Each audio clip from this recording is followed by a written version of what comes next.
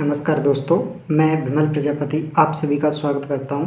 दोस्तों, आज की वीडियो में हम डिस्कस करेंगे एम्प्लॉयबिलिटी का दूसरा पेपर। पहला पेपर पहले एक शिफ्ट का पेपर हमने वीडियो बना के अपने चैनल पर अपलोड कर दिया गया है। अब ये हम दूसरा पेपर है जो 26 अगस्त 2022 का है, मॉर्निंग शिफ्ट का पेपर है। तो इसके बारे में हम डिस्कस करेंगे कौन कौन से क्वेश्चन आए थे, कौन कौन से नहीं आए। ये एम्प्लॉयबिलिटी के बारे में हम डिस्कस करेंगे। दोस्तों, मेनली जो पेपर आता है वो 2 पार्ट में डिवाइड रहता है। फर्स्ट पार्ट में रहता है वो थ्योरी सब्जेक्ट से रहता है, और सेकंड पार्ट रहता है उसमें वो एम्प्लॉयबिलिटी स्किल्स का रहता है। इसमें जो टोटल अगर देखा जाए दोस्तों, तो इसमें रहते हैं 50 क्वेश्चन और इसमें रहते हैं 25 क्वेश्चन। आपको यहाँ पे दिख रहा है दोस्तों, प्रत्येक क्वेश्चन 2 नंबर का होता है। तो ये पूरा पेपर रहता है, ये 100 नंबर का रहता है और ये 50 नंबर का रहता है दोस्तों। तो इसके बारे में देखते हैं हम एम्प्लॉयबिलिटी के वाले पार्ट पे कौन कौन से क्वेश्चन आए थे, कौन कौन से क्वेश्चन नहीं आए। इसके बारे में जैसे ये 50 क्वेश्चन एंड हो जाएंगे उसके बाद एम्प्लॉयबिलिटी स्किल स्टार्ट होगी। देखो यहाँ से देखते हैं दोस्तों, ऐसे इसका फर्स्ट क्वेश्चन है, इसके बारे में हम डिस्कस करते हैं। तो फर्स्ट क्वेश्चन आया है कि निम्नलिखित में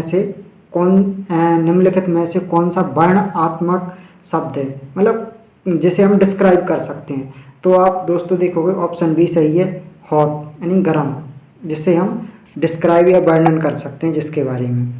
क्वेश्चन नंबर दूसरा है, कारखाने अधिनियम के तहत महिलाओं को काम करने के लिए समय पर प्रतिबंधित है।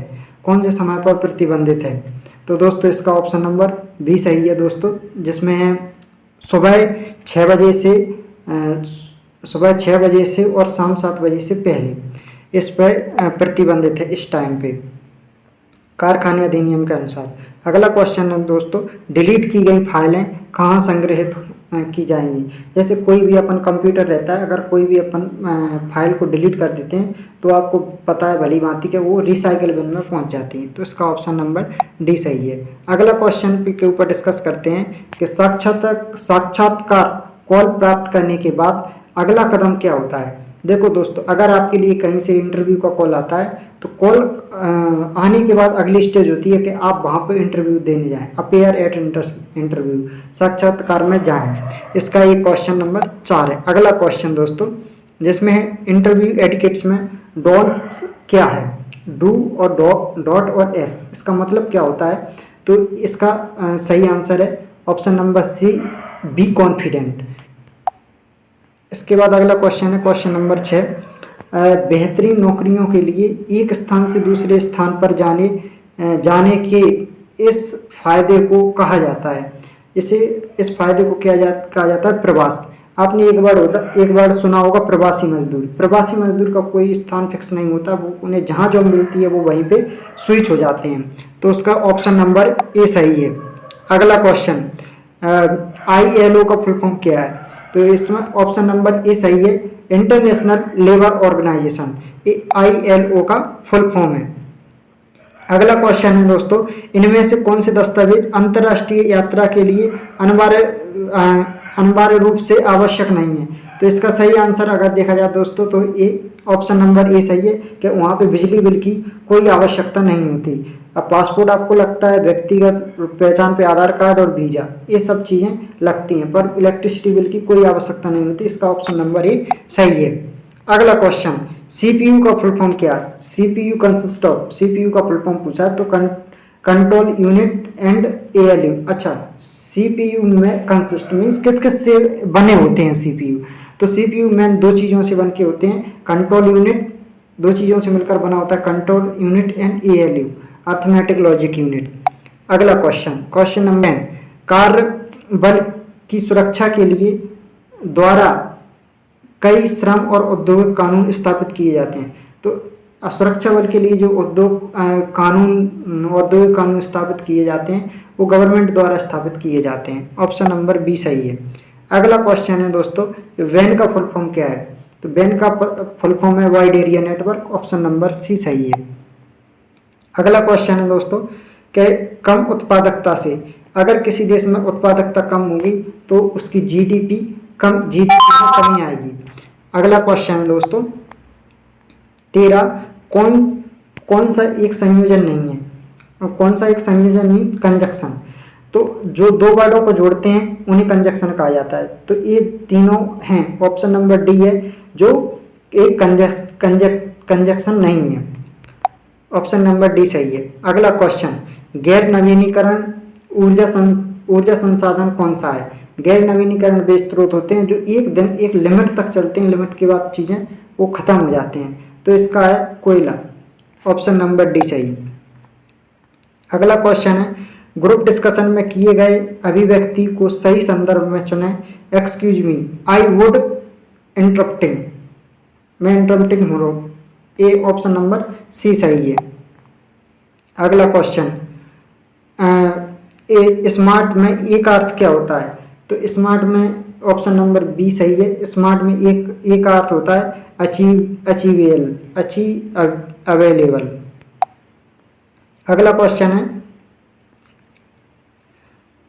कारखानों के अनुसार 1948 कैंटीन को कारखाने में उपलब्ध कराया जाना चाहिए यदि श्रमिक से अधिक है। अगर कोई भी अगर कारखाने में 250 से ज़्यादा मजदूर अगर वहाँ पे हैं, 250 से ज़्यादा अगर मजदूर अगर वहाँ पे वर्क करते हैं तो वहाँ पे कैंटीन फैसिलिटी होना चाहिए। ये कारखाने के अनुसार 1948 में ये बोला गया है।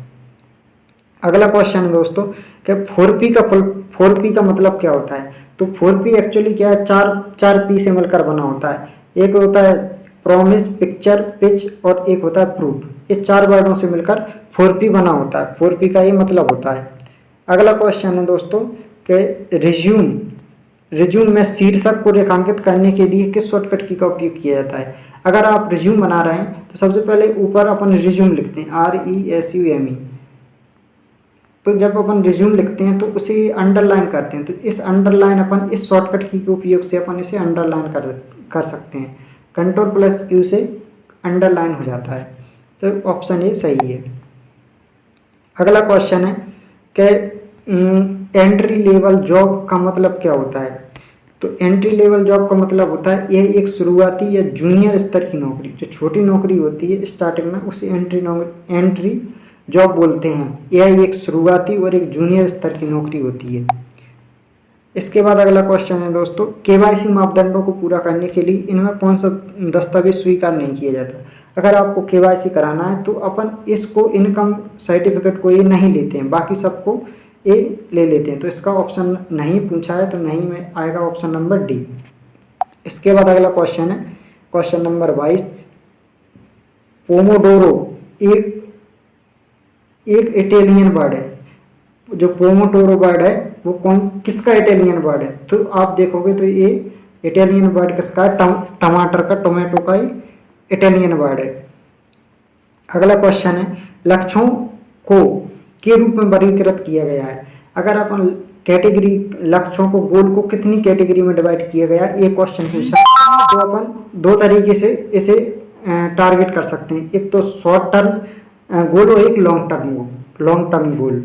ऑप्शन नंबर बी सही है। अगला क्वेश्चन है दोस्तों, पूरे देश या क्षेत्र में आर्थिक प्रदर्शनों को मापने के लिए उपयोग किया जाता है। तो अपन देश की अपन सब आर्थिक प्रदर्शन मापने के लिए अपन GDP का यूज करते हैं कि इस देश की कितनी GDP है, तो उसे GDP के द्वारा मापा जाता है। अगला क्वेश्चन है दोस्तों, सही क्रिया का सही काल चुनें। I music when I was child. तो इसका सही आंसर है option number D, learn. Thank you दोस्तों। इसी प्रकार की जानकारी पाने के लिए चैनल को सब्सक्राइब करें। अगर कोई भी गलती होती है तो आप कमेंट में बताएं कि अगर ये अपन गलती सुधारें तो अपनी वीडियो को बेहतर से बेहतर बनाया जा सकता है। जी धन्यवाद दोस्तों।